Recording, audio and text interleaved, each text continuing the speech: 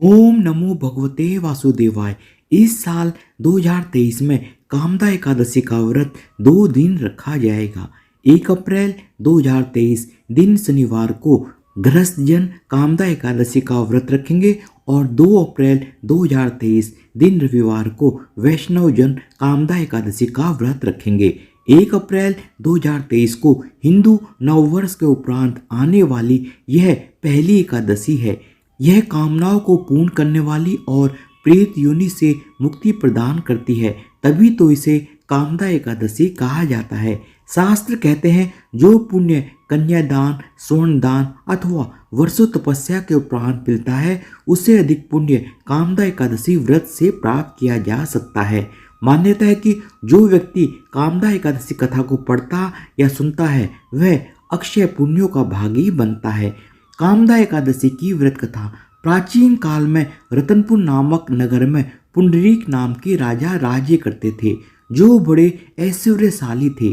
उनकी सेवा में गंधर्व, किन्नर और अप्सराएं सदा ही तत्पर रहती थी। उसी राज्य में ललिता नामक अप्सरा अपने पति ललित गंधर्व के साथ सदा प्रसन्न रहती थी। दोनों पति पत्नी एक दूसरे के प्रति अथाह प्रेम भाव रखते थे। एक बार राजा के महल में संगीत का एक विशाल कार्यक्रम चल रहा था और ललित उसमें गीत गा रहा था, परंतु उसका मन गाने में नहीं लग रहा था, जिस कारण कभी स्वर और कभी ताल टूट रहा था। ललित की प्रेरणा उसकी पत्नी ललिता उसे कार्यक्रम में कहीं भी दिखाई नहीं दे रही थी, जिस कारण उसका ध्यान बार बार उसकी चिंता में भटके जा रहा था।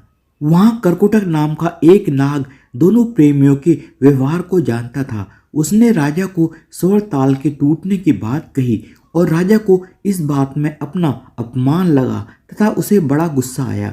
राजा ने ललित को श्राप दे दिया, जिसकी चिंता में तू संगीत को भी भूल गया है, तू कच्चा मांस खाने वाला राक्षस हो जा।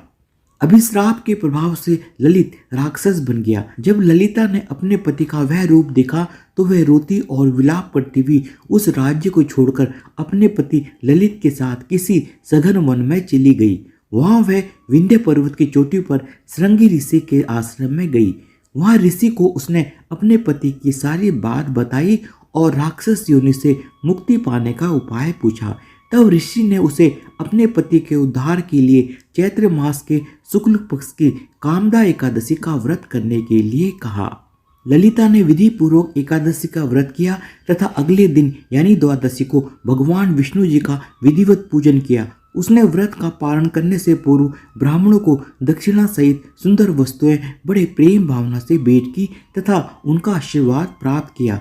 ललिता ने व्रत का पुण्य फल अपने पति को संकल्प करके दिया, जिसके प्रभाव से ललित पाप मुक्त होकर दिव्य देह से युक्त हुआ और दोनों पति पत्नी खुशी खुशी पहले की तरह ही मिलजुल कर प्रेम से अपना शेष जीवन व्यतीत करने लगे और हर मास में आने वाली दोनों एकादशियों का व्रत सच्चे मन से करते हुए अंत में प्रभु के परम धाम को प्राप्त हुए।